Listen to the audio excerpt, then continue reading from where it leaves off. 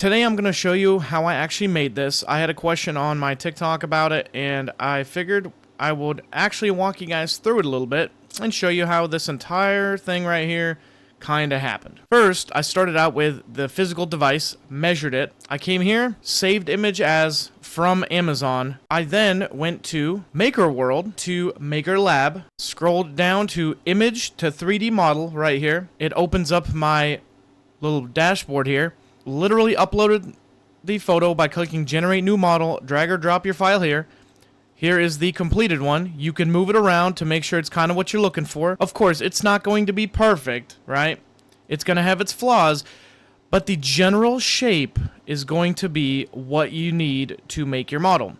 So then you just hit download up here to the top right. Then you go to Tinkercad and you hit create, 3D design. Then you import and choose a file. In this case, I chose the actual file that I downloaded. So here we go. Oops, I was zooming way in.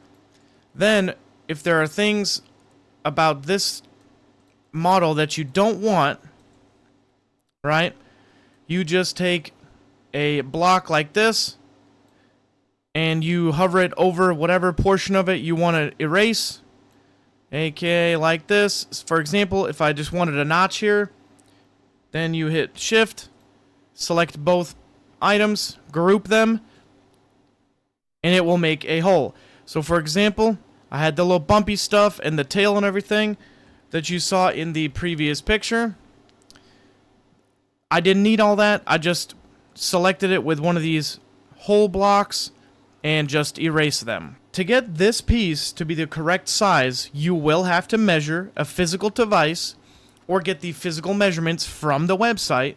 When you click it here, you can measure it in centimeters or inches and just come and use the correct section and just resize it to be exactly the size that you want. Then I made a regular block, right? For example, like this. Made it big enough. Again, just as an example. And I took this piece, right, kind of centered it up where I wanted it. Now, I can turn it into a hole, and then you group them, and it cuts out a hole, okay? For the other piece, where I have the little lip in the back here, I have a little lip back here. I just used two of them. So instead of doing it like this, I selected the actual whole piece that I used, and I hit duplicate up here at the top left, which makes it exactly in the same spot. I wanted it to be the same width, just a little shorter. Move it up, and then just make it longer. The dimensions all stay the same, except for the one you're moving. And then, this one obviously is in here, still.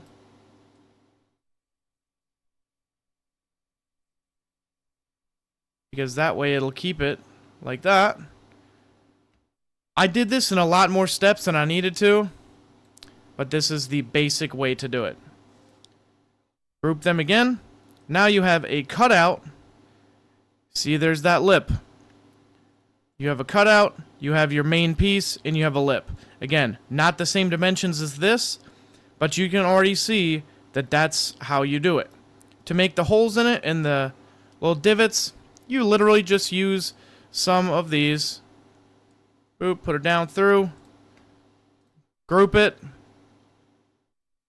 And then you have a hole. If you want to use like a countersink style hole, you just grab one of these guys.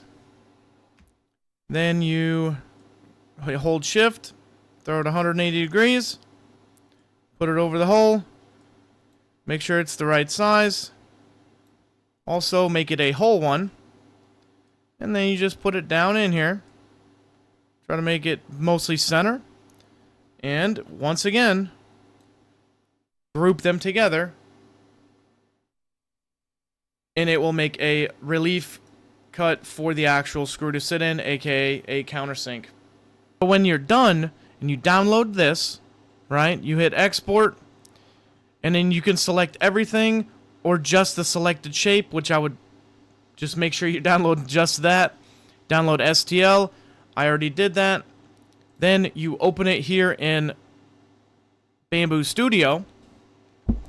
All you have to do is double check the dimensions, which you can do like this. So you measure the actual dimensions again. Then you can just click here. You can click here, and it's going to tell you the dimensions, 119.927. That's pretty close. I still want it to be tight, and that's why I also put the little bit of a notch there in the back, so I don't have to worry about it trying to slide out every time you plug something into it. The backside, you're not going to be plugging like big plugs into it all the time or removing them, so that's kind of, you're going to want to hold it anyways. So after you get that, you just slice and print your actual physical thing. I really hope this answers all your questions, and we'll see you guys in the next video. Thanks for watching. If you guys enjoy this type of content, consider subscribing, giving the video a like, and hitting that notification bell. We'll see you guys next time.